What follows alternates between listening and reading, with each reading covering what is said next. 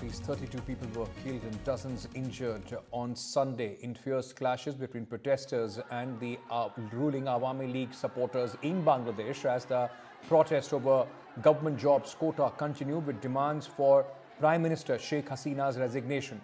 The fresh round of clashes erupted days after over 200 people were killed in violent clashes between the police and mostly student protesters demanding an end to the controversial quota system that reserved 30% of government jobs for relatives of veterans who fought in Bangladesh's War of Independence in 1971.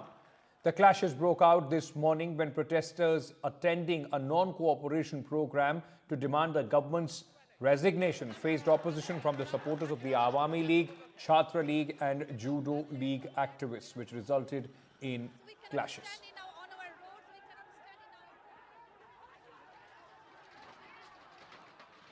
Now, this has resulted in chaos all across Bangladesh, and it's now been months since the situation in the country have been on a boil. The protesters are demanding resignation of the Prime Minister Sheikh Hasina. Meanwhile, the police, in fact, has also cracked down on the protests, and which has resulted in many injuries as far as these violent protests are concerned.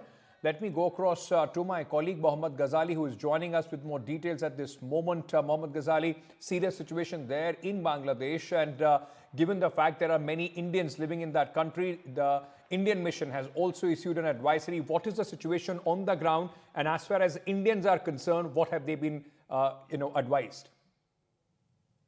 See, as of now, a fresh wave of violence has swept through many parts of Bangladesh because just last week, once the talks were happening, the internet was restored. It was believed that perhaps there will be no violence and the anti-quota stirred protesters will have calmed down, and perhaps it was believed that their demands have been met after the court order, which curtailed the protests for those family of the war veterans. Now, this is exactly what the protesters were protesting, that the job quota or the percentage of reservation for those belonging to the war veterans of 1971 should be completely scrapped. But the court order just curtailed it down to 5%. Now, what is happening in this week? Just yesterday, the same anti-quota stirred protesters started a non-cooperation movement asking all the student groups to join them, and they wanted Sheikh Hasina to resign. Now, Sheikh Hasina's party, Awami League, as well as many student bodies which are aligned or to say that which are affiliated with Sheikh Hasina's party or the parties of her alliance in the government, they have also started a counter protest. So this killings of around 32 people is what we are being told in Bangladesh today has happened due to the clash between the anti-quota protesters who are now demanding Sheikh Hasina to resign. They clashed with those groups which are aligned with Sheikh Hasina's party or pro-government groups, as well as the security forces.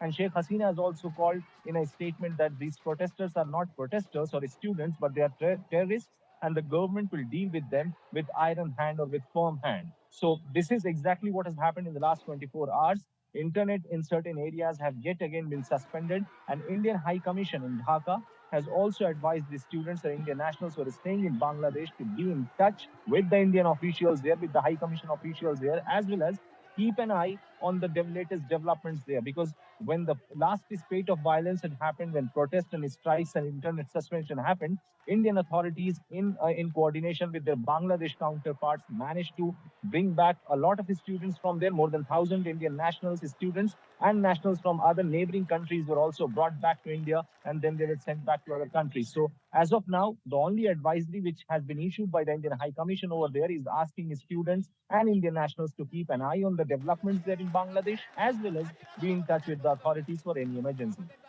You know, Mohammad Ghazali, like what we have been seeing, and this has been unprecedented protest, I'm sure one of the biggest challenges Sheikh Hasina has faced in her political career.